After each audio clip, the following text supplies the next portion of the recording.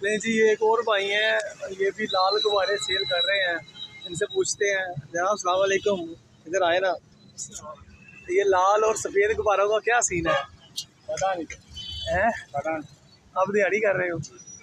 अच्छा अच्छा, ये लाल और सफ़ेद इन्हीं दिनों में आते हैं गुब्बारे हैं। वैलेंटाइन डे लोग मनाते हैं, है ना। मुसलमान ये त्यौहार मनाते हैं ना, लेकिन ये किसी को पता नहीं ये काफरों का त्यौहार है, हैं? फिर भी लोग मना रहे हैं। तो आप बताते नहीं उन्हें? नहीं, हमें क्या पूछना, हमें तो पैसे देने बाकी। बच्चों की रोटी खाए। ये तो है, सही बात। ये वही लोग बनाते हैं जो मतलब उनकी तालीम देते हैं और उनको पता है ना, बहने बेटियां हमारी जो स्कूलों कॉलेजों में जा रही हैं, ऐसे ही है ना।